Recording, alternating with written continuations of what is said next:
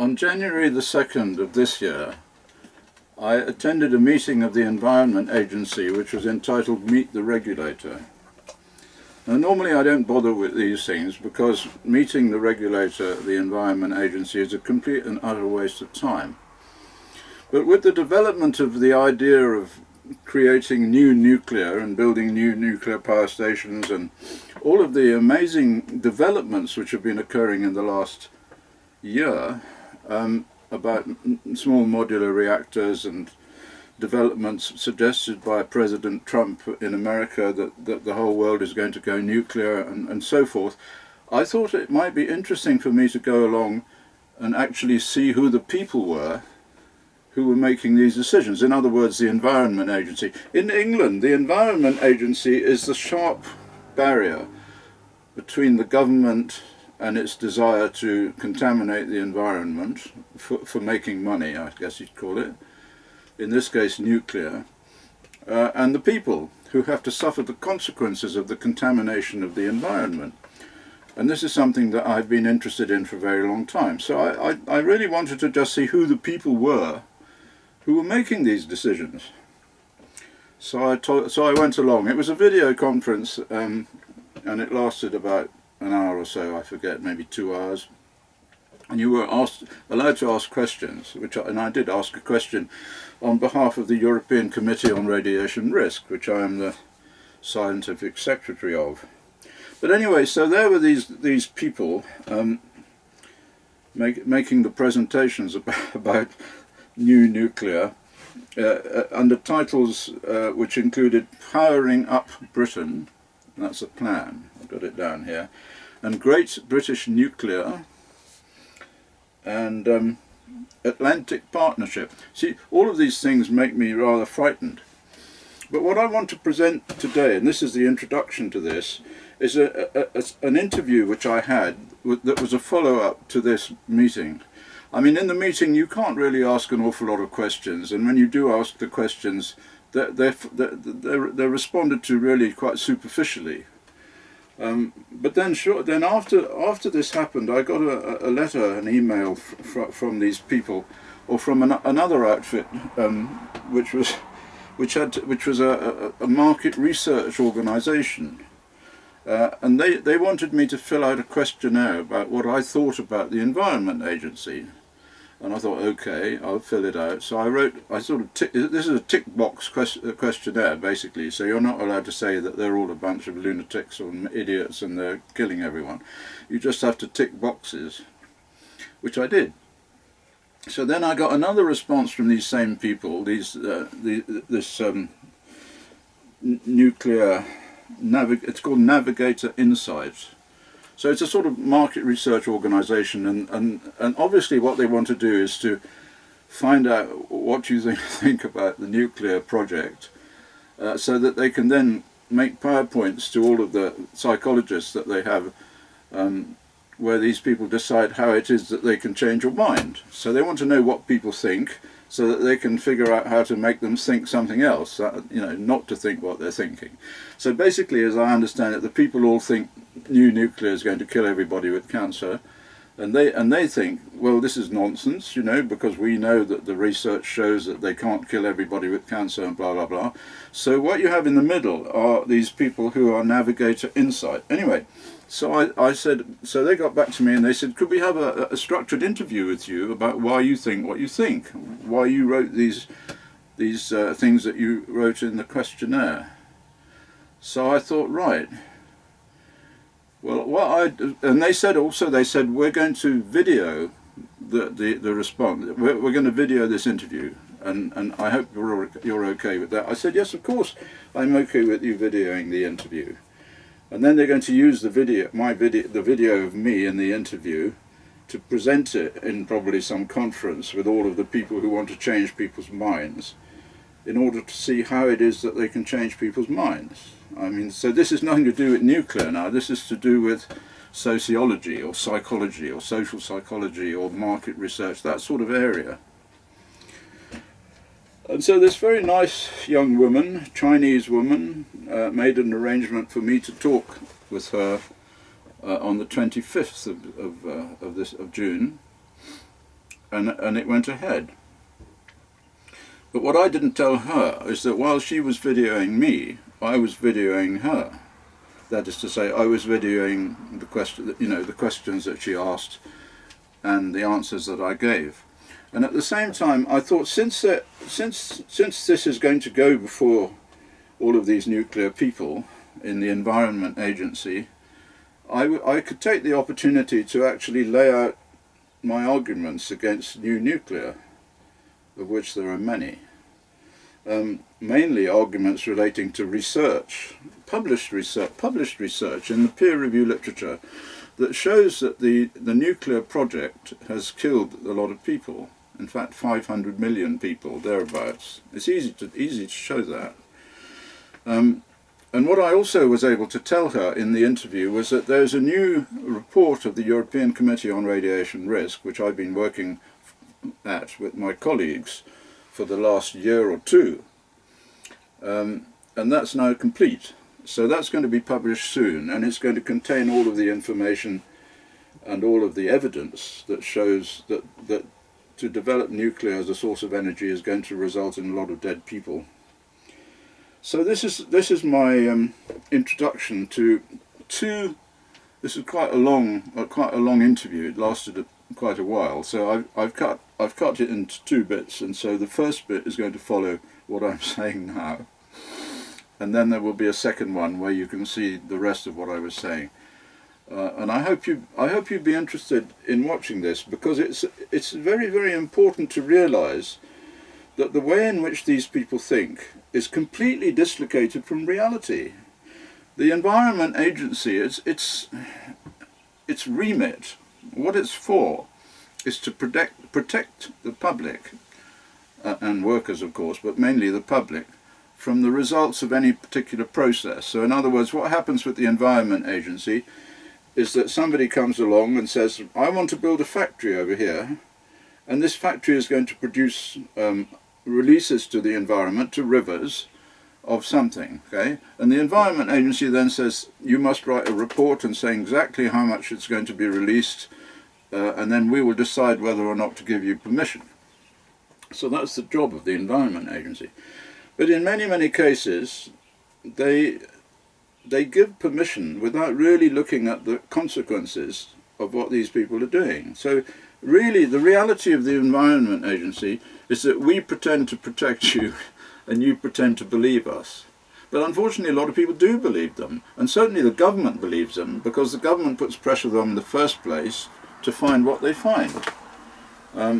Anyway, I hope you will enjoy this exchange that I have with the market research people, in which I explain all of this.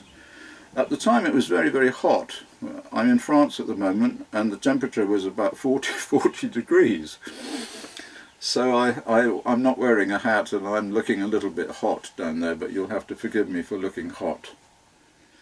So there we are. I'll just say one thing now, very briefly, about the Environment Agency. The reason I went to this meeting was to try and see who the people were, to see the human beings, see the actual individuals, and try and make up my own mind about the sort of people that do this, the sort of people that make decisions to allow contamination of the environment.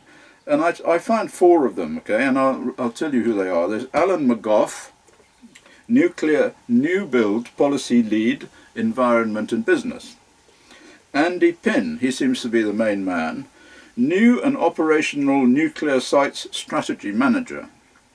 Then we have Candida Lean, Nuclear Waste Assessor.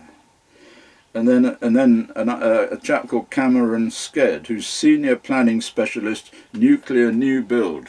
Okay, so these are the people making, and there they were. You could see them and talk to them, and you could see the sort of person they were. You can usually tell the sort of person someone is when you're listening to them talking. And to my mind, these were all PowerPoint people.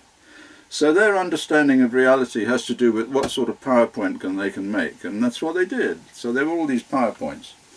And then I looked them up on the internet to see what sort of qualifications they had. Had they published anything in the literature? Were they physicists? And so on. And I have to say that they were, none of them were anything at all that you could find. Except Alan McGough, who turns out to be a measurement technician physicist from long ago. And all of them have been in this outfit, the Environment Agency or the nuclear industry, since 2003. Here's Andy Pinn, 2003 to the present day. Candy Lean, April 2002 to the present day. Cameron Sked, September 2006 to the present day. And Alan McGough goes back to the Stone Age. And always with the nuclear industry. So how can anybody expect them to know anything at all about the effects of the operations that they are regulating? Well, you can't, and it's pointless to try. But anyway, listen to the listen to the interview and make your own mind up. Because it keeps jumping in with suggestions, you know, and every time you want to do something, it jumps in and says, can we help you with what you want to do? And then you get a whole new page full of nonsense, and it's impossible to get out of it. All right, anyway, that's enough waffling. Go on then, what do you want to say?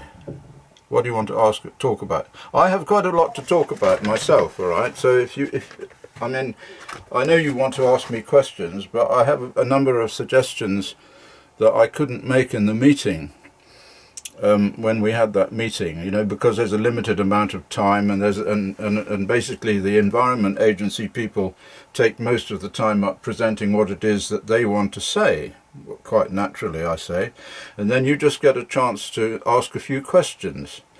And the only questions I asked were quite relevant, and I would quite like to follow those up in this interview if that were possible.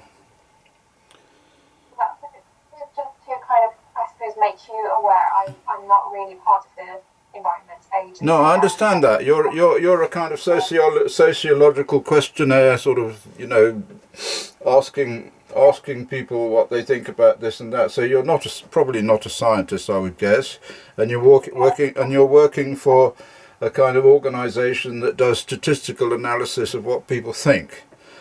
So that then that can go forward to people who want to know how they can persuade people not to think like that, but to think like something else.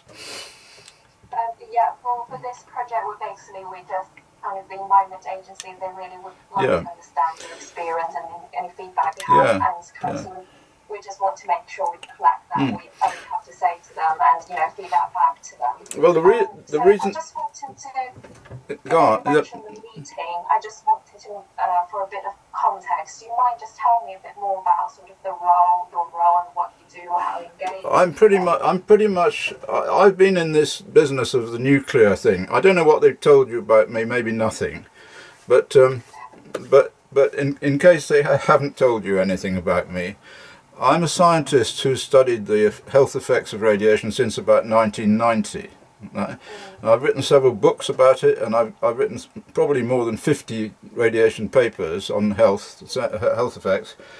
I've interviewed the Environment Agency on a few occasions, and certainly the Health Protection Agency and the Committee on Radiation Risk in the Environment, COMARE, on a few occasions. I've had lots of tussles with those people, lots of arguments with them, and if you look on the internet, you'll find pretty much a lot of attacks on me over the things that I think and so forth. And yes, I mean, that's me. Maybe you know that, but anyway, the reason that I agreed to do this interview was I realised that the market people, that's you basically, that, you know, the market analytical people, are going to write this down. You know, they're going to record this meeting, and so there'll be a record of what it is I say.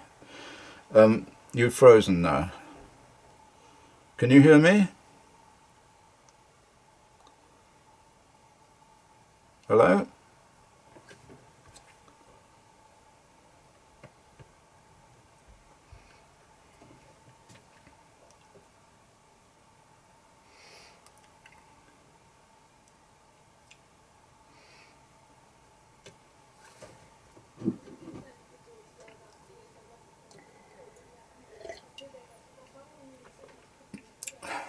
So they've cut us off. They've cut us off. The Wi-Fi just turned off. What? The Wi-Fi just turned off. Yeah, that's because they cut us off, because I was getting to an interesting point here. No, the Wi-Fi turned off. The Wi-Fi turned off? Yes. Why? I turned it back on. I don't know. Oh, it's come back.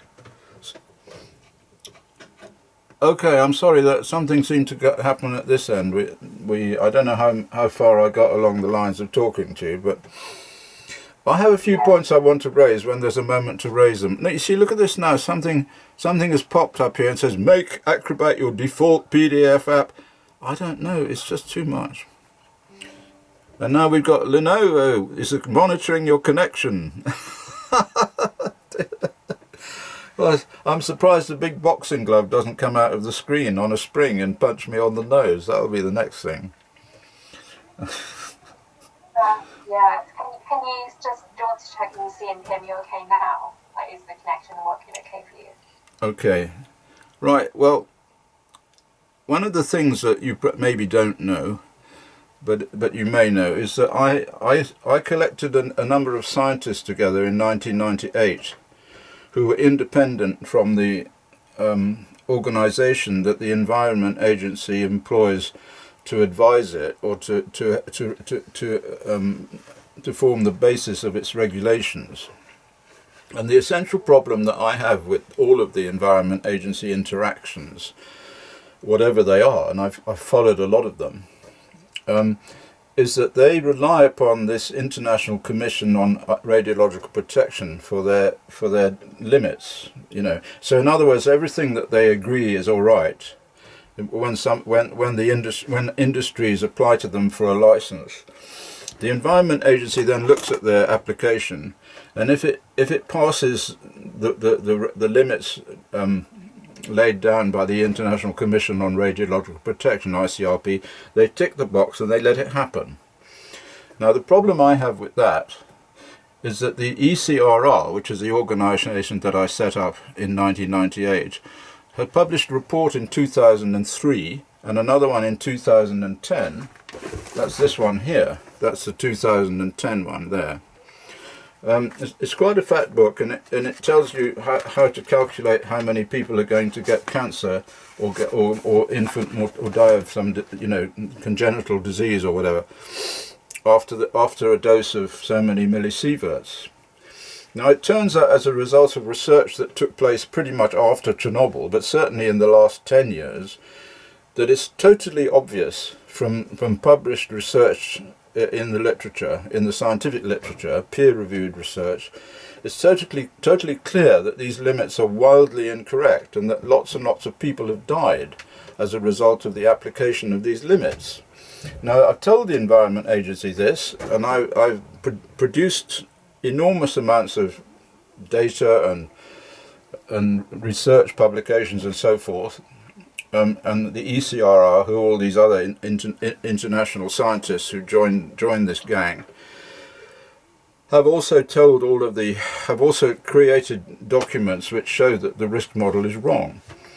This risk model is wrong as it applies to internal radiation. Now, internal radiation is basically what the Environment Agency is about, because the Environment Agency is there, its remit is to protect the public from contamination, from environmental degradation due to poisons which are released from various operations. Of course, not just nuclear, all operations. And whenever somebody has an industry or an operation which produces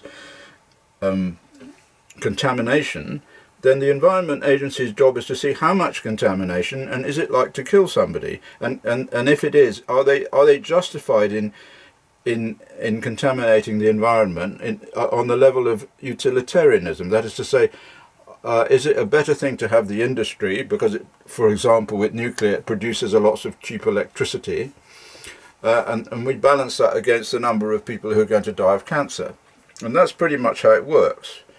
That's called utilitarianism. It's the idea that you balance the good of the society against the harm to the individual.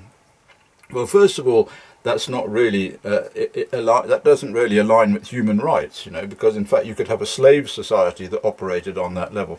But putting that to one side, the main problem with the ICRP model is that it's just wrong. It's based on the survivors of the Hiroshima explosion, and it's based on the idea of absorbed dose, and none of these first of all, the Hiroshima study was wrongly analysed, and so all of the data that is the basis for the ICRP model is just wrong, and in fact dishonestly wrong, because when they discovered that there were too many cancers, they took away the control group. That was in 1973. Anyway, the problem that I have now is that we have this impasse. We have the Environment Agency operating on the basis of an incorrect model, and the consequences of its operation are killing people. In fact, not small number of people either, a very large number of people.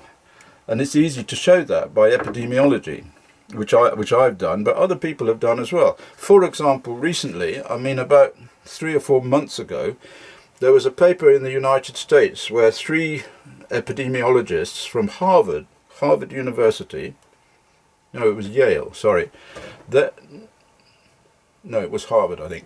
Anyway, it's all on the internet. They studied the cancer rates in people living near nuclear sites. So in other words, they took all of the United States and they put all the nuclear sites on the map, and they looked at the cancer risk near the nuclear sites and compared them to the cancer risk far away from the nuclear sites. You would have think someone would have done that study before. But anyway, they did it.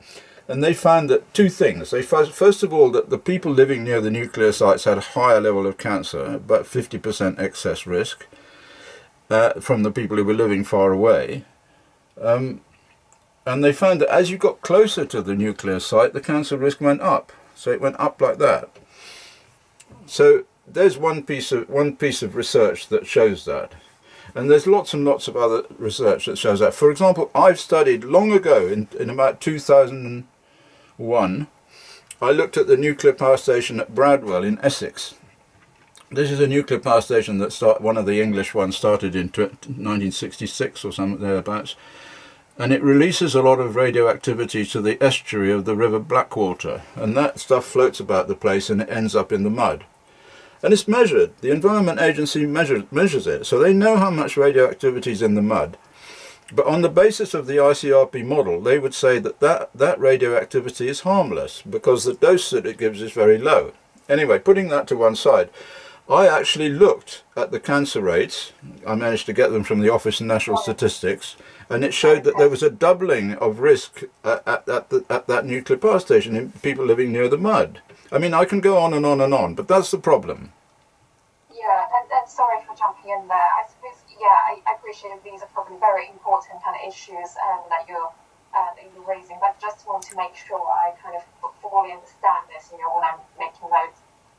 Just for a bit of context and background, I suppose what are the main aspects, for you, your organisation at the moment? I think you told me kind of primarily as a scientist, but in terms of I suppose which part of the nuclear sector are you kind of day to day most engaged with, would you say?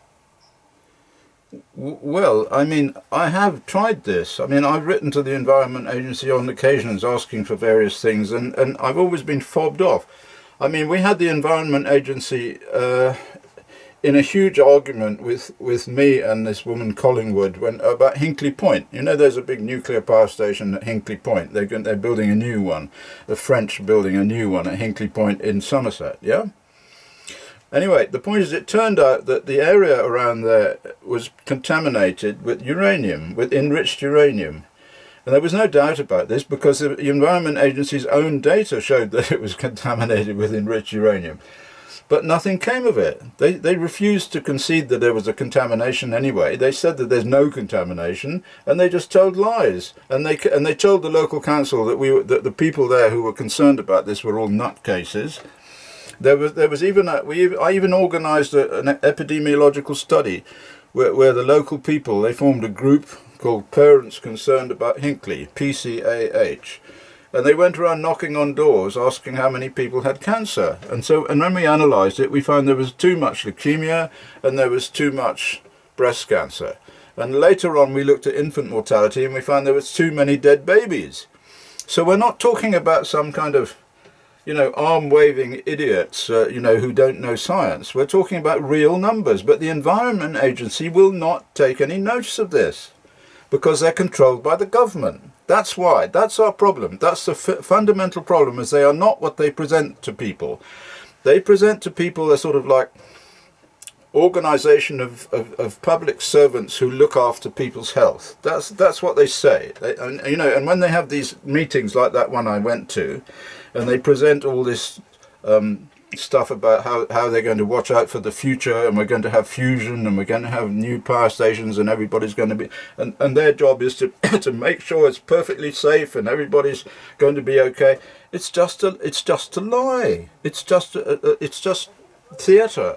It's tragic that we are in the position now that we are actually like the people against the government, and the government want to have more money and more nuclear and more control. And to do that, to get there, they have to have organisations that are dishonest. Fundamentally, they're dishonest, and that's my problem. That's the problem with the people at that meeting. You heard, if you saw the transcript of that meeting, you saw Max Wallace, who's an old mate of mine from long ago. You know, who's a very clever guy, mathematician, university mathematician. He was saying, look, this is all nonsense, you know. Why don't you listen to what the ECRR says? Why do you listen to what the ICRP says? And of course they gave him some waffle or another, you know, pushed it to one side, and this is what always happens. This is what always happens. There doesn't seem to be sort of like a plate glass. Now I'm now into sociology, right? We're talking about your sort of area now. Your area is like, why do people believe what they believe? And are still wrong. Okay, or you don't know whether they're wrong or not, but that's what you just have to register, that they believe these things, and then you present what they believe to the people that you work for, and then they will they'll do lots of PowerPoints about why we believe what we believe, right? And then they try and figure out how to stop us believing like that. But the problem you have is that this is science. This is not about belief. This is about numbers. And the numbers show that the Environment Agency are dishonest. That's it. You know, Guten Morgen. That's my problem. Yeah, in that sense, there's like lots of feedback to the Environment Agency, isn't it? Like a lot of issues from your perspective. I just want to understand, like, in terms of your context and background, I suppose which functions do you kind of mainly interact with your role in terms of the nuclear side? Is it kind of day-to-day, is it more about advising on the regulatory activities? Yes, essentially it's about the regulatory activities. This is the Environment Agency. It's about the regulatory activities, and it's about, well, I don't know if this comes under regulatory activities. It's about the about permitting. It's about just permitting unjustified developments. Okay. So in other words, what happens is somebody comes to the Environment Agency, like for instance Capenhurst. This Capenhurst is a good example. I've studied Capenhurst and I've read all their reports, and they made an application to the Environment Agency for the development of a tails facility. This was 2022 or 19 or something.